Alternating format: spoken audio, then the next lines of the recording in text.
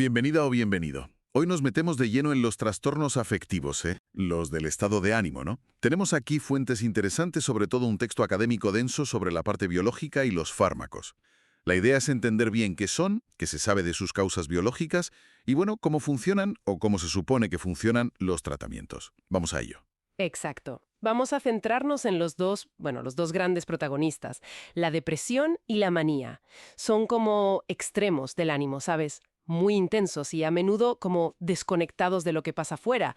Pueden ir solos, como en la depresión unipolar, o alternarse, que eso es el trastorno bipolar. Vale, empecemos por la depresión, que quizás es lo más conocido. Pero el texto insiste en que no es solo estar triste, ¿verdad?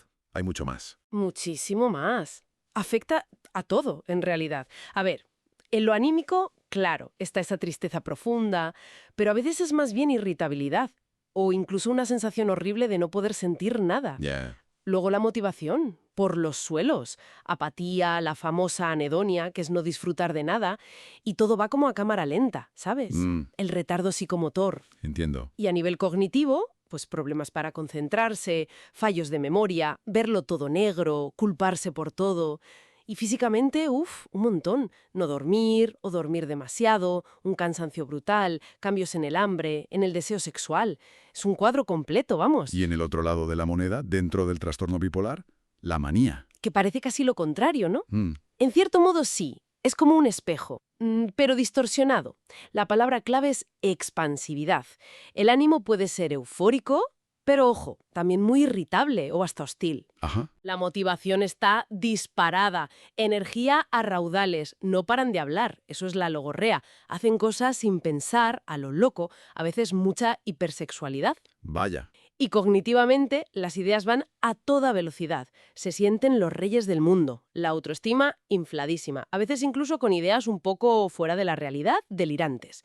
Y físicamente, pues eso, hiperactividad, duermen poquísimo y les da igual. Y también cambios de apetito. Eso. Bueno, es impactante ver estos dos polos. ¿Y las causas? ¿Qué nos dice el texto? ¿Se sabe de dónde viene todo esto? A ver, hay una base biológica clara, eso seguro. Pero no es tan simple, ¿eh? El ambiente, lo que nos pasa, también influye un montón. La genética, pues sí, pesa, sobre todo en el trastorno bipolar, parece que más. ¿Y cómo se sabe eso? Pues por estudios, con familias con gemelos, con personas adoptadas. Se ve que hay una predisposición que se hereda. Pero ojo, no es un gen que diga depresión o bipolar. Es mucho más complejo. Muchos genes implicados, una herencia poligénica. Vale. Se investigan genes concretos, por ejemplo, relacionados con cómo se transporta la serotonina, el famoso 5-HT, o con factores que ayudan a las neuronas a crecer y conectarse, como el BDNF. ¿Y a nivel químico, en el cerebro, qué pasa? La hipótesis clásica era la de las monoaminas, ¿no? Eso es.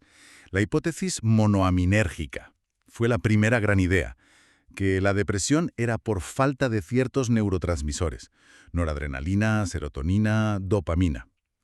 Surgió al ver que algunos fármacos que aumentaban estas sustancias, pues mejoraban los síntomas. Pero tenía sus pegas, ¿no? Mm, Mencionas algo importante. Los antidepresivos, aunque suban rápido esos niveles, tardan semanas en funcionar de verdad. Ahí estaba la clave.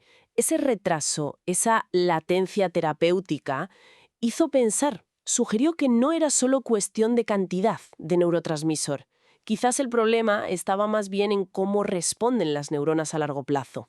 En los receptores, por ejemplo. Por ejemplo, quizás los receptores se adaptan, se regulan a la baja o a la alta, o incluso más adentro de la neurona, en cómo se transmite la señal química o cómo se expresan los genes. Ahí es donde vuelve a salir el BDNF, que tiene que ver con la plasticidad del cerebro, con su capacidad de adaptarse. Y el estrés crónico parece que afecta a todo esto. Entiendo. Y también se relaciona todo con circuitos cerebrales concretos, ¿sabes? La amígdala, la corteza prefrontal, y con los ritmos biológicos, como el sueño, que suelen estar muy alterados. Vale, comprendido el panorama biológico, más o menos. Vamos a los fármacos. El texto habla de las 5 Rs para ver si el tratamiento funciona. ¿Qué es eso? Ah, sí, es una forma de medir la mejoría. Son Respuesta, que es una mejoría clara. Remisión, cuando casi no quedan síntomas. Recuperación, que es mantener esa remisión en el tiempo.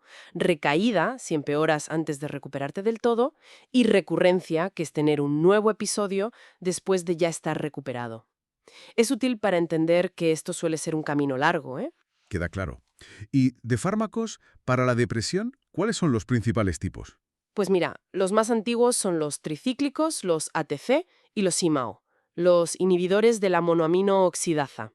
Ambos subían las monoaminas, sí, pero eran poco selectivos y daban muchos efectos secundarios. Los IMAO tenían aquello de la dieta, ¿no? El efecto queso. Eso es, un peligro real. Si comías alimentos ricos en tiramina, como queso curado, podías tener una crisis hipertensiva muy grave. Había que llevar una dieta súper estricta. Complicado. Y entonces llegaron los ISRS, el Prozac y compañía. Exacto, los inhibidores selectivos de la recaptación de serotonina. Fueron un gran avance, porque eran más específicos, actuaban sobre todo en la serotonina, y eso hizo que en general se toleraran mucho mejor. Pero no son la panacea tampoco, ¿no? No, claro, también tienen efectos secundarios, sobre todo al principio, como ansiedad, problemas de sueño, y sigue existiendo esa latencia, ese tiempo hasta que hacen efecto, que seguramente tiene que ver con esa adaptación de las neuronas que decíamos. Luego han salido otros, con mecanismos duales que actúan sobre serotonina y noradrenalina o sobre otros receptores. Vale. ¿Y para el trastorno bipolar? Ahí la cosa cambia. Ahí la base del tratamiento son los estabilizadores del ánimo. El litio es el gran clásico. Es curioso porque es unión muy simple, pero su mecanismo es súper complejo. Afecta muchas cosas dentro de la neurona. Y funciona bien. Sí, es eficaz, pero tiene un problema. La dosis que funciona está muy cerca de la dosis tóxica. Hay que hacer análisis de sangre a menudo para controlarlo. Es delicado. Ya. ¿Y hay alternativas? Sí, se usan mucho también fármacos que inicialmente eran para la epilepsia, anticonvulsivos, como el ácido valproico, la carbamazepina, la lamotrigina.